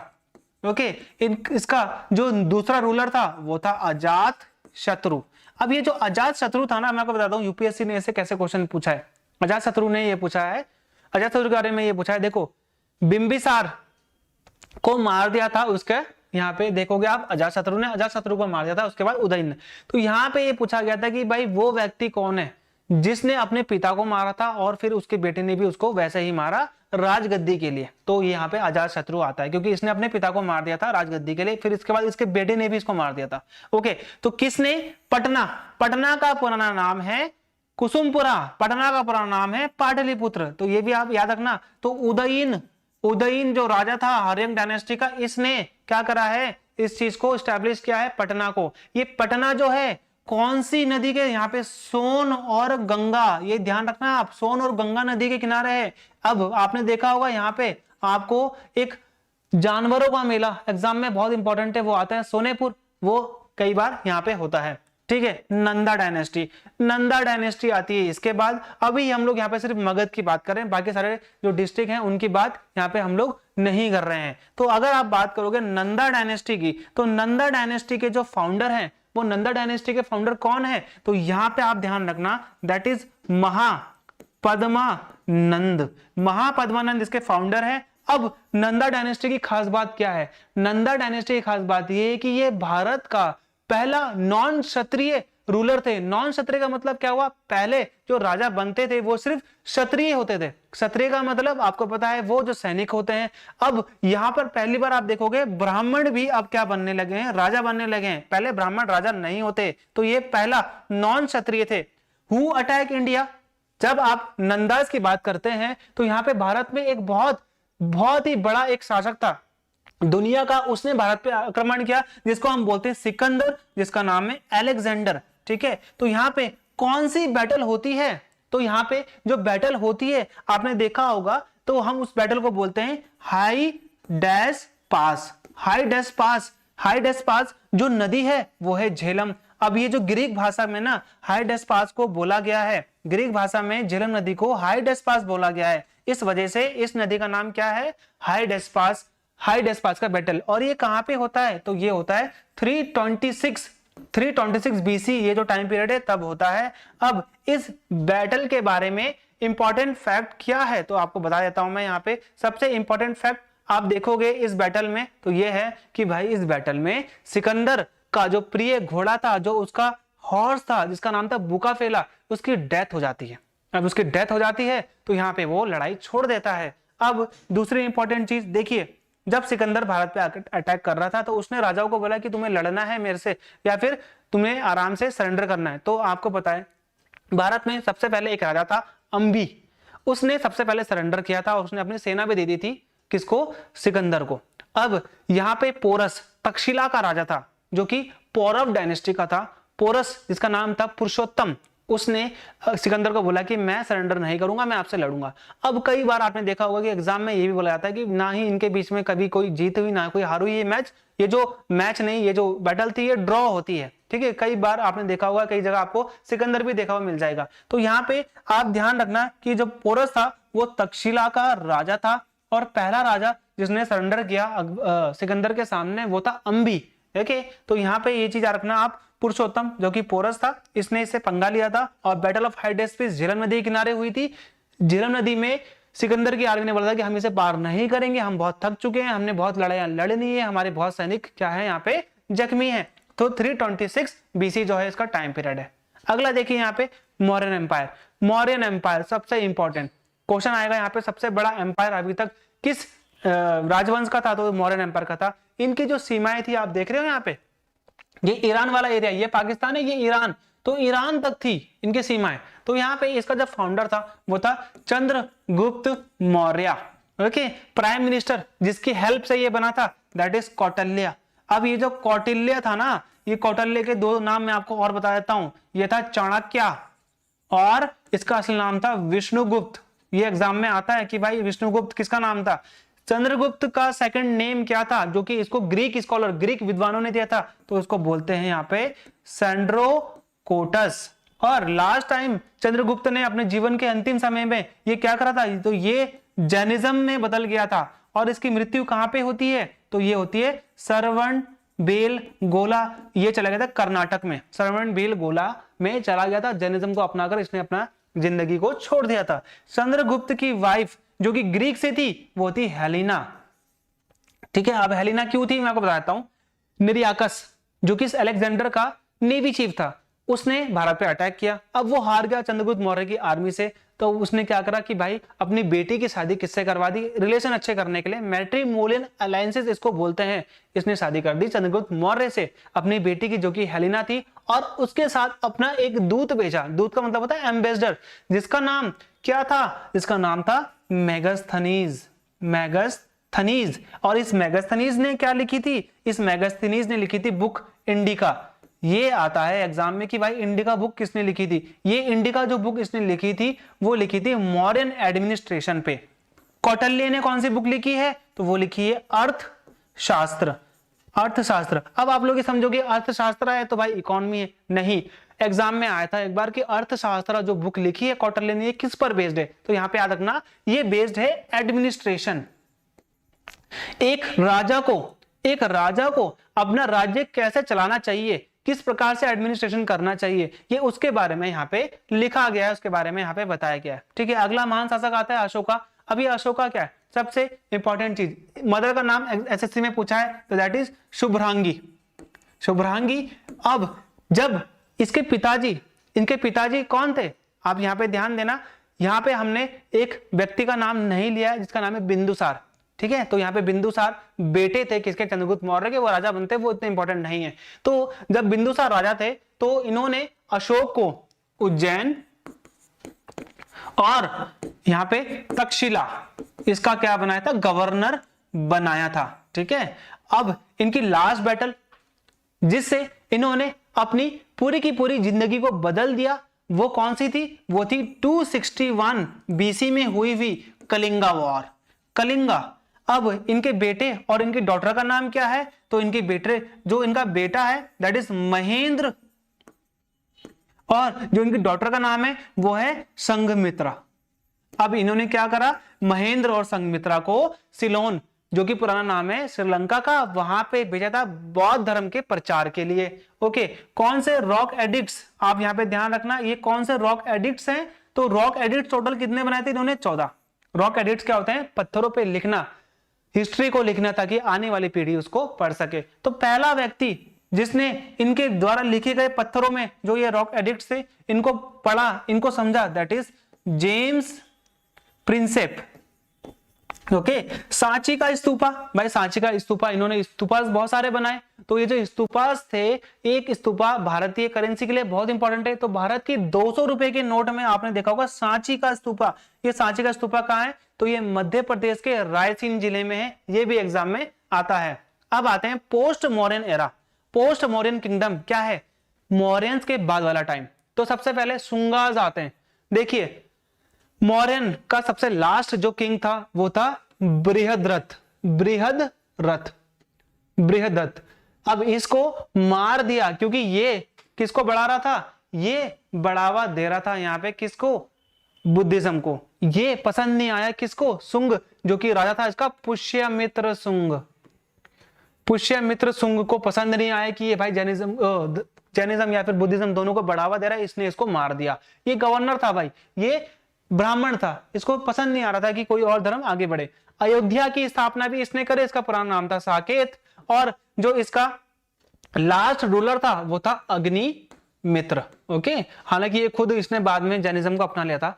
अग्निमित्र इसका लास्ट था। सुंगास के बारे में इतना जानना आपके लिए काफी है। यहाँ पे आता है अगला सातवाहन। ये सातवाहन बहुत इंपॉर्टेंट है। सातवाहन क्या है, विष्णु के सात वाहन, आपने देखा होगा सन के भी बोलते हैं सातवाहन, जो उनके रथ होते हैं, वहां पे उनके जो रथ चालक घोड़े होते हैं उनको सातवाहन कहते हैं। तो यहाँ पे सातवाहन एक डायनेस्टी है। इस डायनेस्टी के जो फाउंडर जो थे वो थे सिमुक। सातवाहन डायनेस्टी के फाउंडर थे सिमुक, और इसका जो अनदर नेम था, जो सातवाहन डायनेस्टी है, इसका अनदर नेम यहाँ पे क्या बोला है, आंध्रा डायनेस्टी। आंध्रा डायनेस्टी भी इसका दूसरा नाम है। इनकी कैपिटल कौन सी थी, तो इनकी कैपिटल जो थी वो आपको मिलेगी औरंगाबाद। उस टाइम पे नाम तो औरंगाबाद नहीं था, तो उस टाइम पे नाम था, यहाँ पे आपको देखने को मिलेगा प्रतिष्ठान। प्रतिष्ठान। प्रतिष्ठान आपसे कभी पूछ सकता है कि औरंगाबाद का पुराना नाम क्या है, तो यहाँ पे आप प्रतिष्ठान बोल सकते हो। सबसे फेमस रूलर कौन थे, सबसे फेमस रूलर आपको मॉडर्न किंगडम में कौन देखने को मिल जाएंगे, पोस्ट मॉडर्न किंगडम में, जो कि सातवाहन के रूलर थे। तो यहां पे आप ध्यान रखना, गौतमी पुत्र सातकर्णी, और फिर आता है पुलवामी। पुलवामी इसका लास्ट है, ठीक है। तो गौतमी पुत्र सातकर्णी, और हाँ यहां पे आएगा वशिष्ठी, वशिष्ठी पुत्र पुलवामी। अब यहां पे देखिए, ध्यान रखना, पहले ऐसे राजा थे ये लोग जिन्होंने अपनी माँ का नाम, माता का नाम अपने आगे रखा। तो ये पहले ऐसे शासक थे, इनकी माता का नाम है गौतमी और वशिष्ठी। ओके, चलिए आगे चलते हैं। कुछ फॉरेन इन्वेजन हुए भारत में, कुछ आक्रमण हुए, भारत की विदेशों की शक्तियां, विदेशों की पावर भारत में आकर क्या करने लगी, रूल करने लगी। तो उनका क्रम देख लेते हैं कि भाई कौन से क्रम में आते हैं वो लोग। तो सबसे पहले आया आपका यहाँ पे इंडो ग्रीक, फिर आता है यहाँ पे शक जो कि हम सीथियन कहते हैं, पहलव जिसको हम बोलते हैं इंडो पार्थियन, फिर बोलते हैं कुषाण डायनेस्टी। ये कुषाण डायनेस्टी बहुत इंपॉर्टेंट है। फाउंडर कौन थे कुषाण डायनेस्टी के, तो यहाँ पे कुजुल कडफिसस। ओके, इसका फेमस रूलर कौन था, तो ये था कनिष्क। और जो कैलेंडर इसने स्टार्ट किया था, जिसे आज के डेट में इंडियन गवर्नमेंट भी यूज करती है, इसको हम बोलते हैं शक संवत, शक कैलेंडर। 72 एडी में आसपास इसने इसको शुरू कराया। फेमस स्कॉलर यानी कि फेमस कुषाण के दरबार में कौन से विद्वान रहते थे, तो यहाँ पे आपको मिल जाएगा चरक। चरक आपको पता है ना, फादर ऑफ इंडियन मेडिसिन, जिन्होंने चरक संहिता लिखी है। दूसरी इनके पास यहाँ पे था नागा अर्जुन। ये नागा अर्जुन कौन था, जिसने माध्यमिक सूत्र लिखी है। उस माध्यमिक सूत्र में आपको मिल जाएगा थ्योरी ऑफ रिलेटिविटी, और इसीलिए इनको यहाँ पे क्या बोलते हैं, the Einstein of India. Okay, art and culture, भाई आर्ट एंड कल्चर का सबसे बड़ा ये फॉन्ट था। तो यहाँ पे इसने यहाँ पे क्या निकाला, गांधारा स्टाइल। अब इस गांधारा स्टाइल के दूसरे नेम क्या है, तो हम इसको इंडो ग्रीक स्टाइल भी कहते हैं, बुद्धिस्ट ग्रीक स्टाइल भी कहते हैं। और ये दो नाम आपको देखने को मिल जाएंगे, इंडो ग्रीक, बुद्धिस्ट ग्रीक और ग्रीको रोमन स्टाइल। इसके 3 अलग अलग नाम हैं। चलिए अब संगम की बात कर लेते हैं। थोड़ी बहुत यहाँ पे साउथ की अब आने लगी है। देखिए संगम में टाइम पीरियड क्या है भाई, तो 3rd सेंचुरी बीसी से 3rd सेंचुरी एडी के बीच में यहाँ पे संगम होता है। 3 संगम होते हैं, यहाँ पे मैं लिख देता हूं 3 मीटिंग्स होती है। किनकी होती है, ये होती है लर्न्ड मैन्स की। ये लर्न्ड मैन कौन थे, ये थे स्कॉलर्स, ठीक है, ये थे स्कॉलर्स यानी कि बहुत बड़े विद्वानों। रॉयल पैट्रोनेज, इनके किसने रॉयल पैट्रोनेज यानी कि संरक्षण दिया, तो यहाँ पे आप देखोगे पांड्याज ने इनको संरक्षण दिया। कंपाइलेशन, तो इस संगम एरा में तमिल लिटरेचर्स का क्या होता है, कंपाइलेशन होता है। लैंग्वेज कौन सी थी इन सभी लिटरेचर की, तो ये तमिल थी। तो यहाँ पे आप देखोगे टोटल कितने संगम हुए, 3 संगम होते हैं, जिनमें से 2 संगम होते हैं मदुरई में, ये लिखा हुआ है यहाँ पे मदुरई, और दूसरा होता है यहाँ पे कपादपुरम में। कपादपुरम में यहाँ पे दूसरा संगम होता है। कभी आपसे पूछ लेगा पहला संगम, दूसरा संगम, तीसरा संगम, तो यहाँ पे रखना मदुरई 1 और 3, और दूसरा हुआ था कपादपुरम में। और एक लैंग्वेज क्या थी, तमिल थी। और इन संगम में क्या लिखा गया, तो तमिल लिटरेचर्स को यहाँ पे लिखा गया। अब आता है आपको गुप्ताज एरा। गुप्ताज एरा बहुत इंपॉर्टेंट है, भारत का गोल्डन एरा भी इसको हम कहते हैं। तो यहाँ पे गुप्ताज का फाउंडर कौन था, तो यहाँ पे फाउंडर था श्री गुप्ता, लेकिन इसको रियल फाउंडर नहीं कहते। रियल फाउंडर हम किसको बोलते हैं, चंद्रगुप्त फर्स्ट। अब चंद्रगुप्त मौर्य में समझना, यहाँ पे चंद्रगुप्त फर्स्ट को बोलते हैं। गुप्ताज कौन से क्लैन के थे, तो ये थे धारण क्लैन के, ठीक है। इनके कौन से कॉइन थे, गोल्ड कॉइन। अब ऐसा तो नहीं है ना कि भारत में गोल्ड कॉइन पहली बार आया। गोल्ड कॉइन यहाँ पे कुषाण डायनेस्टी भी लेके आ गई थी, लेकिन एक एक्सटेंसिव वे पे, एक बहुत बड़े पैमाने पर भारत में गोल्ड के सिक्के चलाने का श्रेय किसको जाता है, तो यहाँ पे गुप्ताज को जाता है। गुप्ताज ने सबसे इंपॉर्टेंट कौन सा कैलेंडर स्टार्ट किया, जिसको हम बोलते हैं गुप्त संवत, जिसको हम बोलते हैं गुप्ताज कैलेंडर। इसका टाइम पीरियड क्या था, तो ये था 319 से 320 के बीच में। 3 कैलेंडर अभी तक आ चुके हैं। विक्रम संवत उज्जैन के राजा ने बनाया था। तो यहाँ पे आप ध्यान रखना 58 या फिर 57 बीसी के आसपास। दूसरा यहाँ पे आता है शक संवत, जिसको हम शक कैलेंडर कहते हैं, जिसको इंडियन गवर्नमेंट भी यूज करती है, और वो हुआ था 72 एडी के आसपास, जिसको निकाला था कुषाण कनिष्क ने। और तीसरा आप देख रहे हो गुप्त संवत, जिसको 319-320 में चंद्रगुप्त फर्स्ट ने निकाला था। सबसे पावरफुल किंग कौन था गुप्ताज का, तो यहाँ पे आप ध्यान रखना, that is Chandragupta second Vikramaditya. Chandragupta द्वितीय विक्रमादित्य हिंदी में कहते हैं। पहला किंग जिसने सिल्वर कॉइन क्या करे थे, यहाँ पे इशू करे थे भारत में, तो सिल्वर किंग को इशू करने वाला यहाँ पे क्या हो गया, चंद्रगुप्त सेकंड। इसका भी आंसर सेम है।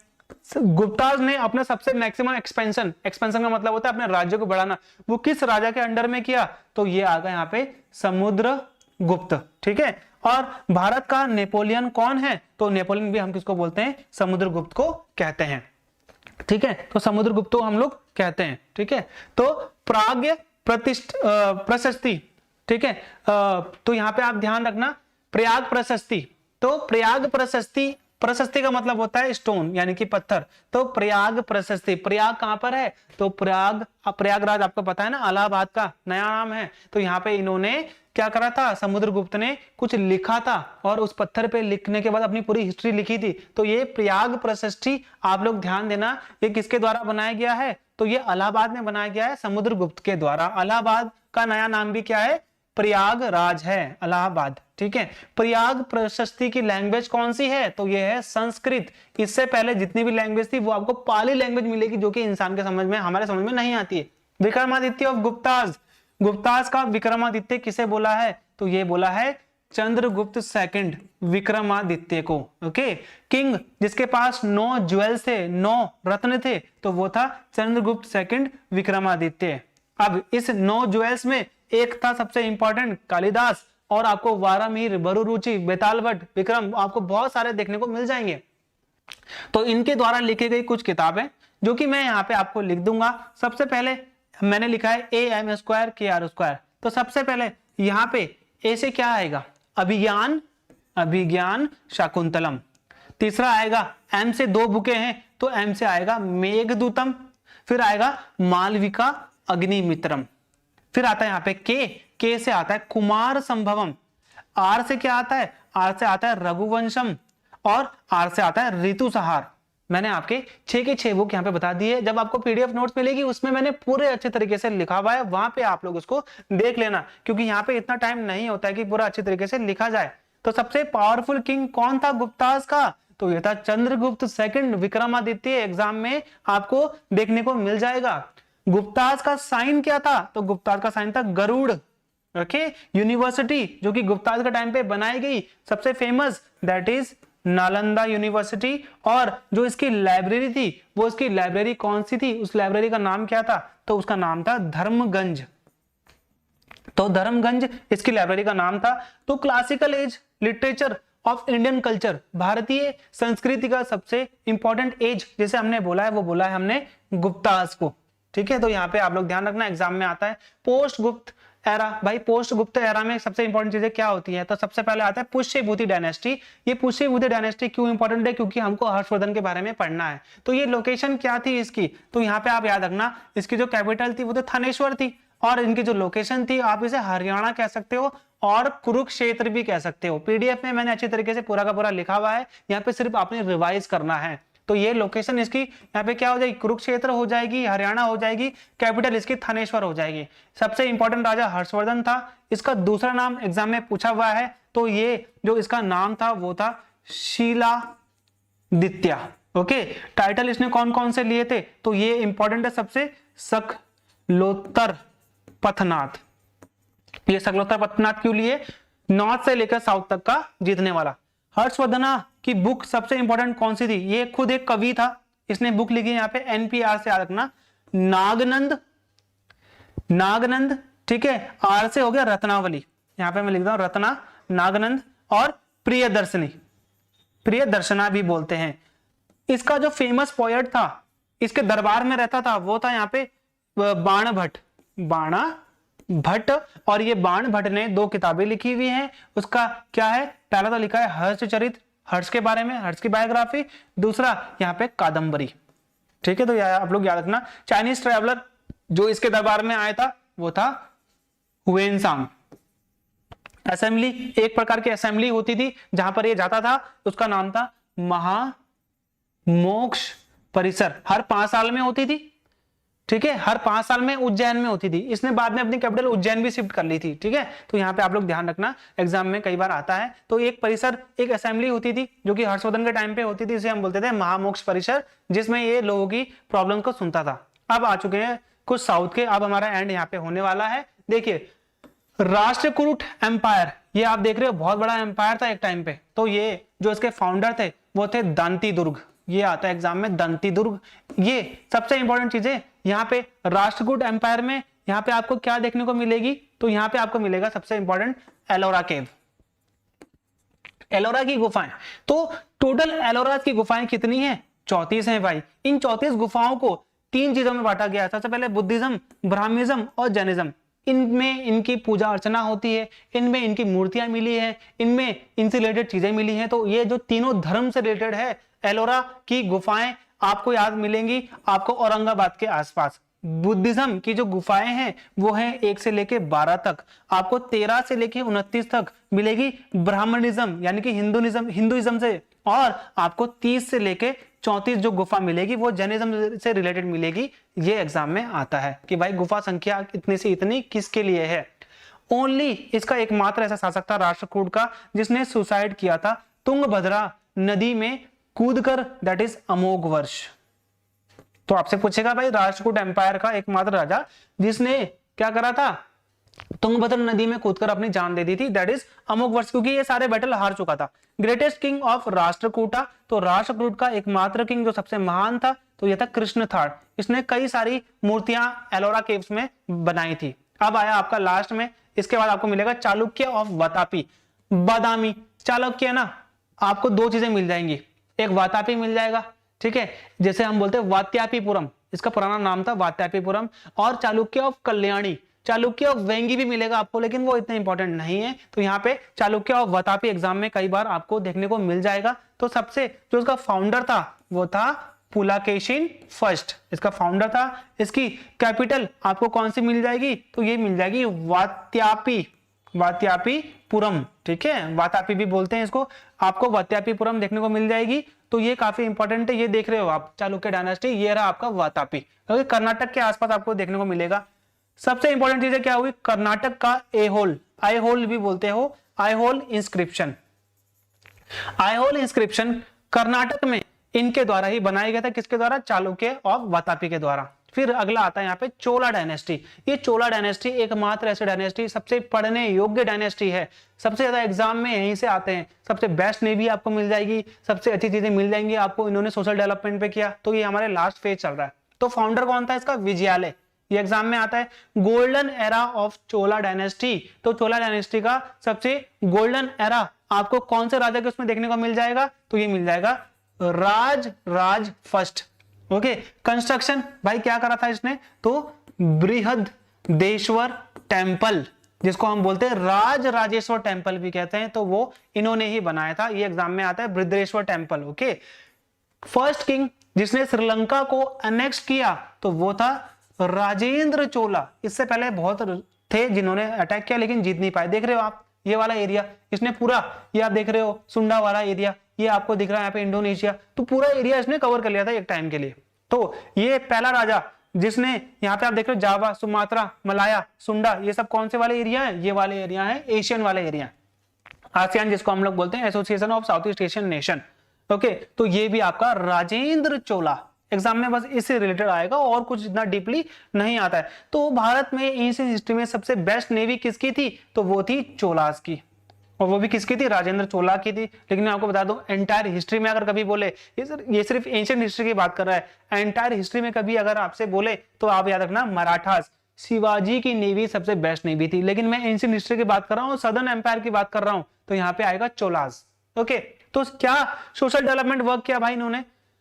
तो आज की डेट में जो आप पॉलिटिकल साइंस में आप देखते हो पंचायती राज, 73rd अमेंडमेंट, पंचायती राज, बलवंतराय मेहता समिति, 3 टियर सिस्टम, पंचायती राज आपको सबसे पहले देखने को मिलेगी चोला एडमिनिस्ट्रेशन में। तो यहाँ पे सबसे इंपॉर्टेंट क्या है, पंचायती राज, ठीक है, पंचायती राज।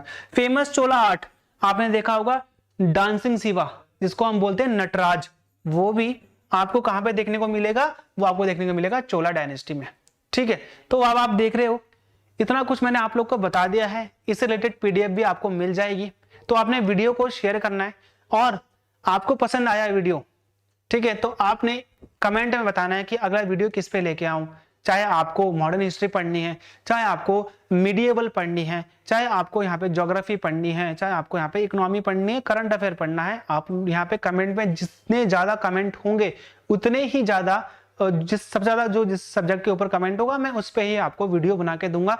इससे बाहर कुछ नहीं आने वाला है। अगर एंशिएंट हिस्ट्री में कोई क्वेश्चन आएगा तो इससे बाहर नहीं आएगा, क्योंकि मैंने आपको यहाँ पे सारे बता दिए। तो धन्यवाद आप सभी का, आपने इस वीडियो को देखा।